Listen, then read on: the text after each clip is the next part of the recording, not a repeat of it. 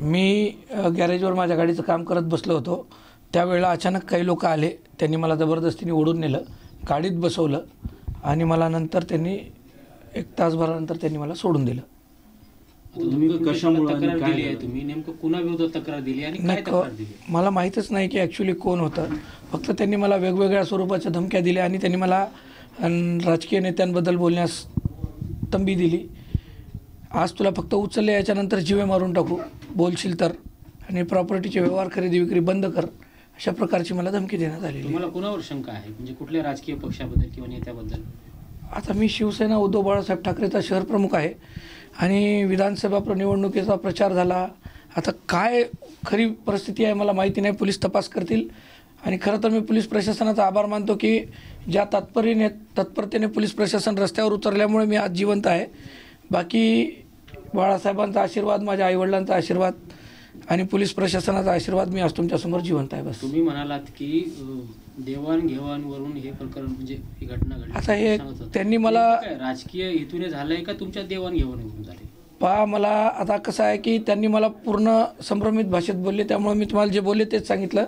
हे राजकीय होतं की व्यावहारिक होतं याचा तपास पोलीस करतील आणि मला पोलीस प्रशासनावर विश्वास आहे. तुम्ही कुणाबद्दल तक्रार दिली आहे? मी अज्ञात लोकांबद्दल तक्रार दिलेली आहे. 5 ते 7 जण होते. हत्यार काय होते त्यांच्याकडे? पिस्तूल सांगितलं? नाही, पिस्तूलचं फक्त उल्लेख गोळी मारण्यात येईल एवढं ऐकण्यात आलं होतं, परंतु मला फक्त खंजर दाखवण्यात आलं होतं. बस. त्यांच्याकडे पिस्तूल होती का? नाही, मी नाही बघितली. माझ्या तोंडाला रुमाल बांधलेला होता. कुठं पण नेलं तुम्हाला? आणि नाही, मला तेवढी काही कल्पना नाही. मला फक्त चंदासिंग कॉर्नरला सोडण्यात आलं, बस एवढं माहिती आहे मला. गौरव कोटगिरी म्हणून पीडित व्यक्ती इथे आले होते. त्यांनी अपहरणाची तक्रार दिली आहे. त्यानुसार आम्ही गुन्हा दाखल करून कायदेशीर प्रक्रिया करत आहोत. कुणाबद्दल तक्रार दिली आहे? राजकीय हेतून झालाय का आर्थिक व्यवहार त्यांची देवाणघेवाण झाली? सद्यस्थितीत त्यांनी अज्ञात व्यक्तीविरुद्ध गुन्हा नोंद करण्याची प्रक्रिया सुरू झालेली आहे आणि या गुन्ह्याचं खरं कारण काय आहे याचा शोध आम्ही तपासात घेऊ.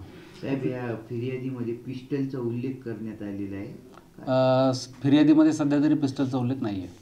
कुठल्या कलमाने गुन्हा दाखल करण्यात आलेला आहे? फिर्यादीची प्रक्रिया सुरू आहे, त्यानंतर आपण गुन्हा दाखल करू. किंवा हे अपहरण झालं होतं आणि कशा पद्धतीने? साधारणतः रात्री 9 वाजताच्या आसपास हे अपहरण झालेलं आहे. त्यानुसार आपण आता पुढची प्रक्रिया आणि तपास सुरू केलेला आहे. फिर्यादीनुसार पोलिसांच्या सतर्कतेमुळे ते वाचलं असं त्यांनी सांगितले आहे.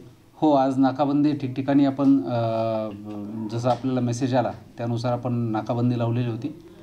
त्यामुळे आपल्याला पीडित व्यक्ती फार लवकर शीघ्रतेने आपल्या याच्यामध्ये सोडवण्यात आपल्याला यश आलेलं आहे. प्राथमिक चौकशीमध्ये कुठलं राजकीय हेतूने अपहरण झालं होतं का किंवा काय निष्पन्न झालं का? नाही, सध्याच तरी एकदम प्राथमिक अवस्थेत आहे फिर्याद. आपण तपासामध्ये जे काही त्याचं कारण असेल ते निष्पन्न करू.